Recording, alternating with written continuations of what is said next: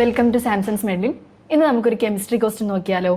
So question ഇതാണ്: which of the following chemical structure cause penicillin allergy? So അതിൽ options വന്നിട്ടുള്ളത്: option A betalactam ring, option B thiazolidine ring, option C dihydrothiazine ring and option D sulphur group. അപ്പോൾ penicillin allergy cause ചെയ്യുന്ന structure ഏതാണ് എന്നാണ് ചോദിച്ചിട്ടുള്ളത്. അപ്പോൾ നമുക്കറിയാം പെൻസിലിൻസ് എന്ന് പറഞ്ഞാൽ ഒരു ആൻറ്റിബയോട്ടിക് ആണ്. അവരെ നമ്മൾ കോമൺ ആയിട്ട് കെമിക്കൽ ക്ലാസ് എന്ന് പറഞ്ഞാൽ ബീറ്റാലാക്ടം ആൻറ്റിബയോട്ടിക്സ് ആണ്.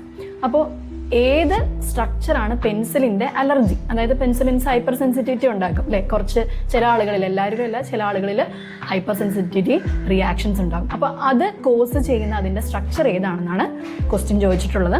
അപ്പോൾ അതിൻ്റെ ആൻസർ വരുന്നത് ബീറ്റാലാക്ടം റിംഗ് തന്നെയാണ്. ഓക്കെ, അപ്പം എന്തുകൊണ്ടാണ് ബീറ്റാലാക്ടം റിംഗ് ഈ അലർജി കോസ് ചെയ്യുന്നതെന്ന് പറഞ്ഞാൽ, ഈ ബീറ്റാലാക്ടം റിംഗ് ക്ലീവ് ചെയ്തിട്ട് ഉണ്ടാവുന്ന ഒരു പ്രൊഡക്റ്റാണ് penicilloic acid. Okay, penicilloic acid. അപ്പോൾ ഈ പെൻസിലോയിക് ആസിഡ് പ്രൊഡ്യൂസ്ഡ് ആവുന്നത് കൊണ്ടാണ് ഈ ഒരു അലർജി ഉണ്ടാവുന്നത്. അപ്പം പെൻസിലോയിക് ആസിഡ് എന്ന് പറഞ്ഞാൽ അതിൻ്റെ ഒരു പ്രൊഡക്റ്റാണ്, ക്ലീവേജ് പ്രൊഡക്റ്റാണ്.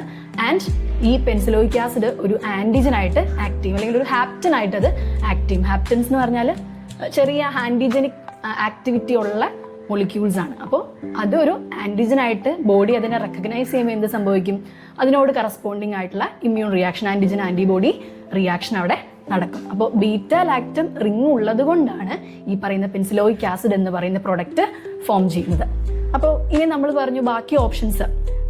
തയസോളിഡിൻ റിംഗ് ആണെങ്കിലോ അത് പെൻസിലിൻസിൻ്റെ തന്നെ അതിൻ്റെ ബീറ്റാലാക്ടം റിങ്ങിനോട് ഫ്യൂസ് ചെയ്ത് നിൽക്കുന്ന ഒരു ഹെറ്ററോസൈക്ലിക് റിംഗ് ആണ് thiazolidine. Thia means sulphur, aza means nitrogen. Then dihydrothiazine ആണെങ്കിലോ അതും സെഫലോസ്പോറിൻ ഗ്രൂപ്പ് ഓഫ് ബീറ്റാലാക്ടം ആൻറ്റിബയോട്ടിക്സിൽ കണ്ടുവരുന്ന വേറൊരു ഹെറ്ററോസൈക്ലിക് റിംഗ് ആണ്. അതിലും സൾഫർ ആറ്റം പ്രസന്റ് ആണ്, പക്ഷേ അതൊരു 6 മെമ്പേർഡ് ഹെറ്ററോസൈക്ലിക് റിംഗ് ആണ്.